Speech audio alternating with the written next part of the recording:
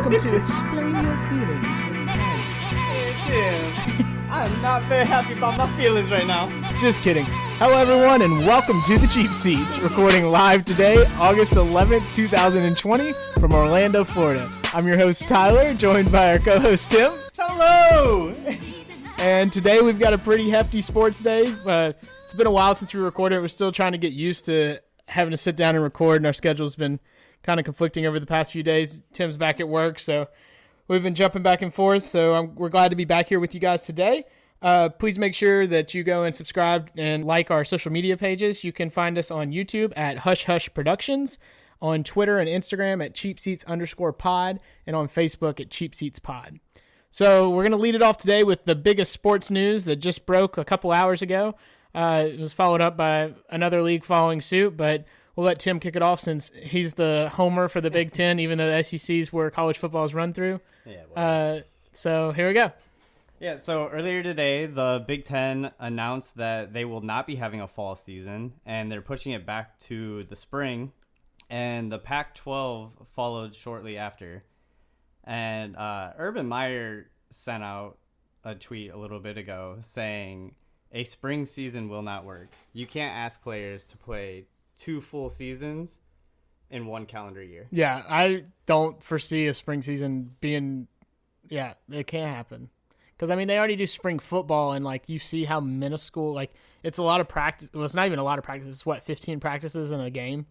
Yeah, I think so. Or something like that? A couple of scrimmages here and there. Yeah, so I especially, like – with the heat, I know the Big Ten's at least a little more in a mild climate, but I know for a fact, like the SEC being from Mississippi, like Mississippi and Louisiana in March and April, it's hot. Yeah, our weather's nice. Yeah, it's hot. They couldn't play. They would have to kick off at 8 o'clock at night. I mean, it depends because, I mean, especially being up in Ohio, you never know. You still might have snow on the ground. Yeah, true. But I think we'll see some of those teams from the Big Ten, some of the bigger teams still play if there is a season, like as long as – apparently, the rumor is the ACC is waiting to see if the Big 12 backs out, and if the Big 12 backs out, they're going to back out too. But the SEC, they love their football, so and that's all they have. I don't know. They're pretty damn good at baseball too. That's true, but and I mean, everybody only cares about the football teams. Though. Yeah, but they're really good at basketball and baseball too, and gymnastics true. Actually. Yeah, I mean, I hope to see. What they should do, there shouldn't be an SEC this year or anything like that. They shouldn't label it. If teams want to play, let them play. I don't think Ohio State's president wants to play, which is what sucks. That's probably a bad sign. Yeah. Because that's what the chancellor for Tennessee came out yesterday and was like, I met with the players today and like they want to play, so I want them to play. Well, I know the players want to play. It's just the school saying no. I lost my train of thought for a second. Yeah, well, we'll see what happens. We got... I mean, less than or just over a month before the SEC decided their schedule was going to kick off. And then I think the Big Ten was initially planning on September 5th. So if those teams do decide to play, I'm sure they'll take on the schedule of the SEC. And because they've got to see what happens with lawyers and stuff over the next couple of weeks, if they can get out of their contract with the conferences for a year and things like that. I mean, what I was getting out of it and where I lost my train of thought, Ryan Day, Nick Saban, and Trevor Lawrence all came out and said, the players are going to be safer if you let them come on campus. There was and some kind of be in a article that they were talking about. There's one side effect that can occur from coronavirus. Edwin Rodriguez of the Red Sox had it. It's called like myocardia, and you get like an enlarged heart muscle. Yeah. And that's like what apparently a lot of the Big Ten people, why they didn't want to play. But these players, especially in the bigger programs like Ohio State, like pretty much any Power 5 program, they're under the supervision of so many doctors and like their medical training staffs are like incredible. So them being out on the football field and practicing and being around the team is just much safer than being back home. And like Trevor Lawrence said, going out, no mask on, like it provides them an outlet that's safe. And I think it's the best supervision for them. And if you go off of Joe Burrow tweeted out about it. If this happened this time last year, he'd be looking for a job right now. Yeah. He wouldn't be in the NFL. Yeah, he didn't have a very good junior year, so that senior year saved him. Enough with the NCAA. We're going to go over next to the MLB. And the most exciting news of the week, I hope every week this year we get to talk about the Astros fighting someone. So we got Joe Kelly a couple weeks ago, and now we got Ramon Laureano. That's the correct name? Yeah. And he gets hit 3 times in a series, twice in one game. And he says his wording to the pitcher was really funny. He was looking at him. He's like, "You gotta snap it. Snap it. You gotta snap it." He was trying to teach him how to throw a slider because he caught a slider in the back. So he was just like, "You gotta snap it." There's no break to it. And then he reaches first base, and the bench coach for the Astros just starts running his mouth to Laureano. And a little bit of backstory on it is Laureano was drafted by the Astros and traded away to the A's, which the pitcher in this most recent game happened to be the guy that was traded for. 2 of the 3 times that the pitcher that hit him was that really? pitcher. Yeah, he hit him in earlier in the series. Okay. So that was the second time that pitcher had hit him. And they got traded straight up for each other. And when they got traded, the Athletics GM literally like, I don't know how he got this player for that guy. He was like, this guy's way better. And so, like, obviously that pitcher had a little bit of bad feelings towards the Athletics. Laureano, he's a pretty bad man. Yeah. But, yeah, so the bench coach starts running his mouth to Laureano when he was on first base. He steps up, like he's out at the field. He hikes up his pants. He says, "Let's go. Come on." And he's egging him on, trying to get him to come.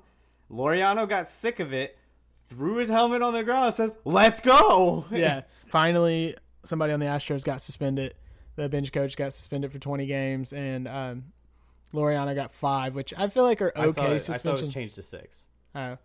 He'll appeal it. I honestly probably would only give him like 3, because, I mean, if there's a coach in the dugout, you shouldn't be talking noise like that. I mean, it's one thing if it's a player, but like a coach shouldn't be talking noise. The fact that he only gets 20 games, like, you're a coach, you started a fight, and then you hide behind your players. The way that Laureano worded it, he's the biggest loser on the field. And that's me putting it in a nice way on how I feel about this guy. Yeah, other news in MLB, we have the Cardinals getting their series canceled again. They haven't played a game since July. And then in other COVID-related news, a couple of your boys decided that they were going to go out with some buddies and break protocol. So if you want to go further into that, you can. Zach Plesac is from Chicago. He went to school in Chicago.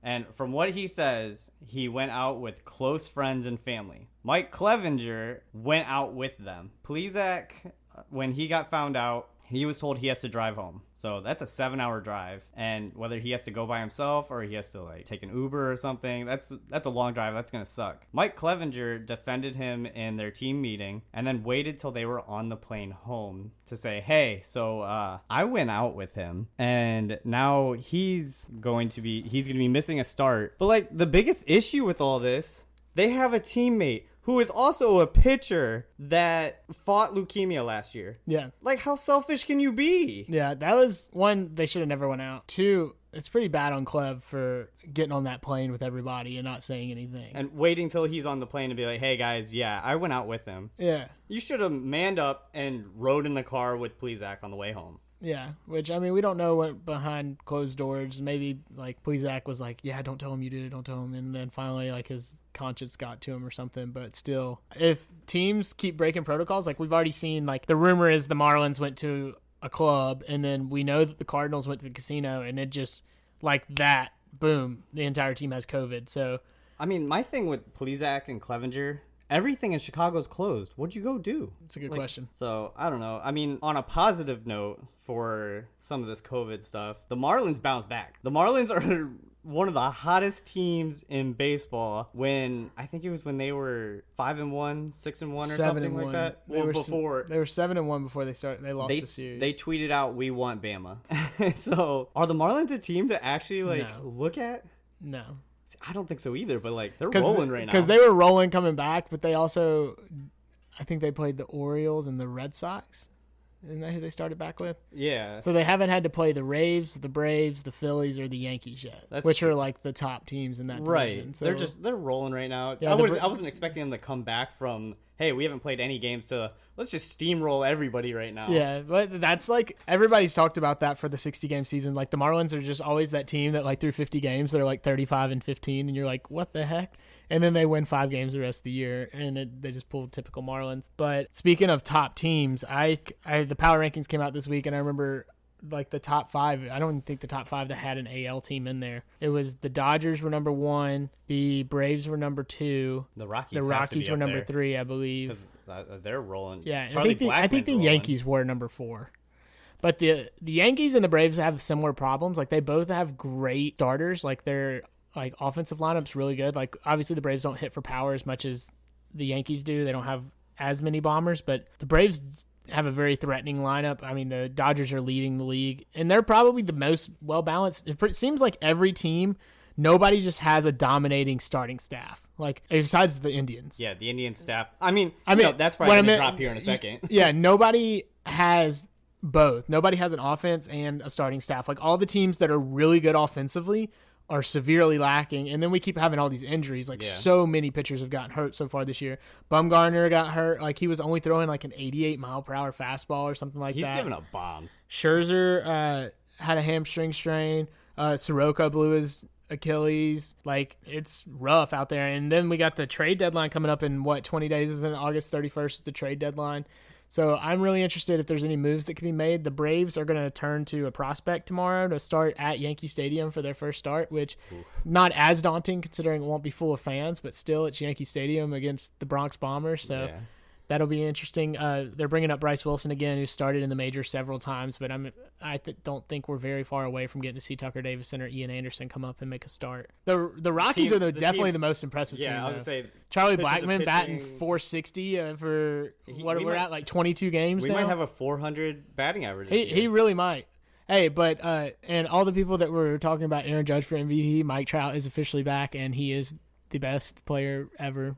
Always, never going to go away. He's one home run short of the lead. He has 7 home runs. So since Mike Trout's been back, he's batting .367, 9 runs, 6 home runs, 10 RBIs, and a 1.373 OPS. That's in 7 games. Trout's rolling. Dad power on the way. Yeah, Trout's he's probably going to be the greatest player of all time. It sucks that he doesn't get a full season this year because it's going to hurt his stats. Like, I don't know if he'd ever be the guy that, like, breaks a home run record or anything, but, like, it definitely is going to damage it a little bit. I mean, the way he looks and the way he plays baseball, like, he looks like he could play until he's 45 at this point. Like, it just sucks that he plays out on the Angels and, like, nobody ever gets to see him. Like, it'd be one thing if you play out on the West Coast, you lose a lot of market share because your games are so late at night, but he couldn't even get lucky enough to be on the Dodgers, who are literally on everything. I respect him for wanting to be a lifer with the Angels. I think that's an awesome move on his part. I just wish they could get him some help. Yeah, and it seems like they always do, but they always pick people at the wrong time. Like, they get Justin Upton, but, like, he's on the decline. Yeah. They get Albert Pujols, he's on the decline. And it's just like... Rendon's there, though, right? Like, he's just hurt. I don't think he's played this year. Okay. They need pitching, and Ohtani was supposed to be the pitcher. He's always hurt. Well, like, you need to pick what you want to do with Miami a couple years ago. They also got hit by tragedy, like when Tyler Skaggs passed away. And so, I mean, they have Ohtani, they have Tehran, but, like, I think Tehran made a start for him last night, and the game was like 10-9, which doesn't surprise me because Trout had 2 home runs, works his ass off, but I mean, he'll give up 5 runs, but he'll throw 6 innings. So. Right. But before we get off the MLB. I did see Jeff Passan report earlier today that the MLB is actually talking about doing a bubble. It's going to be for the playoffs, but this whole bubble thing sounds like a great idea. Yeah, I really think, especially when the playoffs are set to start in October, right? Yeah. Honestly, they could call Disney right now and say, hey, like, the locker rooms you have for the basketball players, like, give them to us and we'll play at Wild World of Sports. Because, I mean, that was a spring training site. Like, I think it has the only... I know the clubhouses weren't up to super par, but, I mean, Disney's the kind of people that can throw together a tent that will be a MLB tier clubhouse and throw some light. And then there's so many fields there that they can... There's so many fields over there that they can, like, practice on, and all the teams can get out there and, like, have BP and stuff like that I think it'd be fine. Yeah, I agree. I think they'll look for somewhere that has a little bit more of, like, the spring training complex, just because I don't remember how many baseball fields they have, but I don't think they're all the size of what used to be the Braves spring training. Well, I think there's the big field, and then I think there's at least 4 or 5 major league size fields. Okay, I wasn't sure how big those other fields were. Yeah, because the Braves used to host their major league and their minor league camp there. So they would play on the real field, and then they would have the minor leaguers out there on a backfield. And even if it's not a full size field, they could still go out there and take infield. Yeah, but I mean, do you want to see the Yankees go out there and play on a baby field? I mean, they already do. Oh no, like, I'm saying, like, for the playoffs, like, they would just use the one full size field. Yeah, I don't know how long it would take if they just have the one field. I mean, they could play the one field and play a 12 o'clock game, a 4 o'clock game, and an 8 o'clock game. Yeah. I don't know. I mean, it'll be interesting. Hopefully they do the bubble. I mean, I don't know anywhere else that has a bunch of baseball fields around. I mean, if they played at Disney and that's where they bubbled, they could also like bus to Lakeland, which is 35 minutes, and play a game at Joker Marchant, which is another minor league stadium. You've got the Orlando Fire Frogs. That stadium got converted. Oh, I think that's because the Orlando City bought it out for their training facility. Got it. So I think that's So I don't think that they can play there anymore. But I mean, they have Lakeland, and then if they go a little farther, they have Clearwater. But that's like a 2-hour drive. That's kind of too far.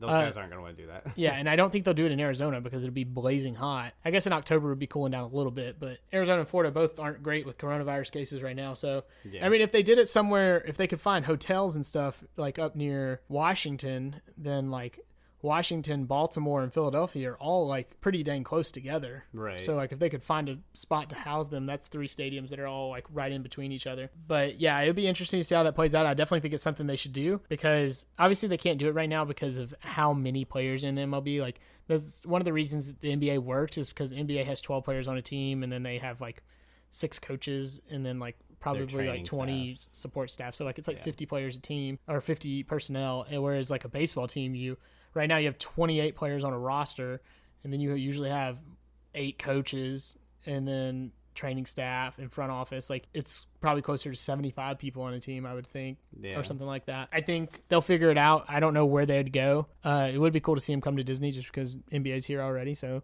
and that stadium, it's a cool stadium. I mean, we've been to games there several times. Yeah. I mean, we probably wouldn't get to go to games this year, but enough of the NBA. Or speaking of the bubble, the NBA.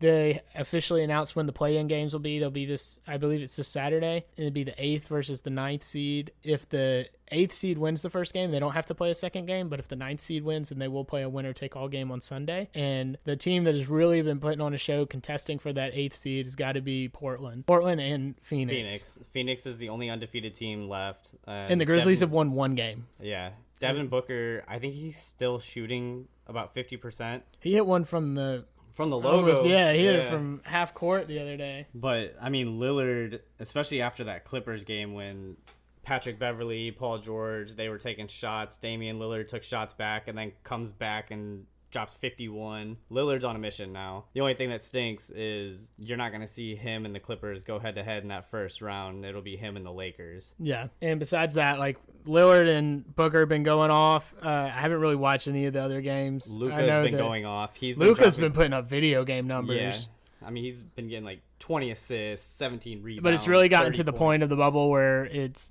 like those bottom 4 teams are playing for something and the rest of the teams are just kind of chilling. Yeah, that's what the Lakers did. As soon as they got that number 1 seed, they've kind of like LeBron and AD have been sitting like every other game. And then onto the NFL. We finally reached the deadline for opt-outs for people that wanted to opt out for coronavirus. What was the total number we had? The last number that I saw was 62 total opt-outs. There were 3 teams that didn't have a single person opt out, which was the Steelers, the Falcons, and the Chargers. The Saints only had 2 people opt out, but neither of them were like, I don't know. Right, and that's probably how a bunch of the teams they're fringe players, special teams players. I did see Stefania Bell from ESPN talked about in the fantasy podcast that as of right now, there's nothing for if a player wants to opt back into the season, there's nothing in place for that to happen. Interesting. So once you opt out, as of right now, you're out. But if you decide that the season's about to happen and you want to opt out, you can jump out. Like, you'll be fine. One of my issues that I have right now, why are people going off on these players because they don't want to play? They're saying they're selfish. They're sitting out from a contract. They're not getting paid. They're sitting out for their family. Chill out, people. Like, let them be okay with not taking a paycheck. But, yeah, I mean, hey, we're a month out. Football season's close. My question, I mean, we can get more into football, like, in our next episode. And some of the coming episodes we'll start discussing fantasy as we get more close to the season and fantasy football drafts start ramping up. We get a better idea of how the season's going to look and players start shining in training camp. But, so we're a month out. So this would be week 1 of preseason if we had it, right? Yeah, I think so. So no, because September 13th is the first game, I think. September 10th, I think. Oh, okay. I think it's a Monday night game. So you're saying this week would have been? Yeah. Like the week that we're in right now would have been preseason week. So typically in week 1... We would have already had the Hall of Fame game. Yeah. Typically week 1, week 2 you see a lot of injuries. Do you think taking this extra time is going to benefit the players or hurt because they're not going to have game speed? I don't know. Like McAfee talked about this on his show a little bit. Like these players know how to tone themselves up, and like if you think about the players that really, really play in the preseason, like it's not starters. The starters play a series at the most. Like I think the second to last preseason game they'll play a quarter. There's typically like big rookies and sometimes big players. Oh yeah, that's what he talked about. His first couple weeks. Yeah, I mean, we'll see. I think their body's going to be just as ready as it would be. Like injuries happen. They're freak athletes, and they're going to be ready physically. Like I don't think the amount of preparation is going to change if they get injured or not. Like if it happens, it happens. But I don't think there'll be like an extra shot of injuries. I agree. Because of no training camp. I think it's going to be split. Some players will benefit. Some this could hurt them. But speaking of injuries, they confirmed today that Kamara played all of last year with an MCL sprain, or a tear, and which he did not look like rookie Kamara last year, but he still had over 1,100 total yards. So I hoping that he rehabbed that, and I mean we've seen his workout videos of him on the balance board catching that thing that has all the different colors. I don't know how a human can do that. Hey, they're special. Yeah, they're out there for a reason. I'm really hoping that this year he shows that he's better than McCaffrey, both because I'm a Saints fan and mainly because I'm a Saints fan. But enough with the NFL. On to the first league to make it to their playoffs this year of the Big Four, the NHL Stanley Cup Playoffs. Where Tyler and I are going head-to-head this week with the Columbus Blue Jackets. And the Tampa Bay Lightning. Go Bolts. Kicking off Game 1 of the Stanley Cup Playoffs. And if you guys aren't you don't know who's playing who. Well, before we get into who's playing who, right now, as we record this podcast, the score of the Blue Jackets and the Lightning is 2-2. We were watching it prior to this game, so we are becoming more and more hockey fans, I promise. It looks like there's 2.5 minutes left in the game. Game tied. We'll see how this finishes out. But I'm about to pull it up on my phone. I don't think you can. I mean, just make sure your sound's off. Yeah, I will. But so the Philadelphia Flyers are taking on the Montreal Canadiens. And then we just said the Blue Jackets and the Lightning, the New York Islanders and the Washington Capitals, the Carolina Hurricanes and the Boston Bruins. In the Western Conference, Vegas Golden Knights are up against Chicago Blackhawks, Arizona Coyotes and the Colorado Avalanche, Calgary Flames and the Dallas Stars, St. Louis Blues and the Vancouver Canucks. So are we going against our teams, or are our teams the ones we think are going to win the Stanley Cup? Oof. I'm calling the Lightning. Go Bolts. We're going to win the Stanley Cup. I mean, you got to get past the Blue Jackets first, and we're going to beat you. Calm down. Just because you did it last year doesn't mean you're doing it this year. Hey, you know what? We'll see what happens. But that does it for our show today. I want to thank you guys for tuning in, and we appreciate giving us a listen today.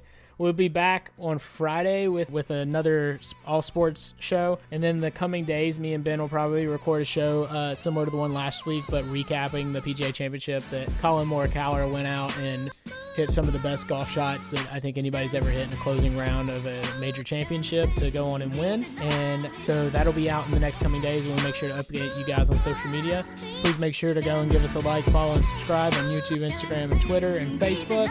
And we'll see you guys soon. Hope you guys have a great one. Stay safe. Leave these athletes alone when they don't want to play. Have a good one.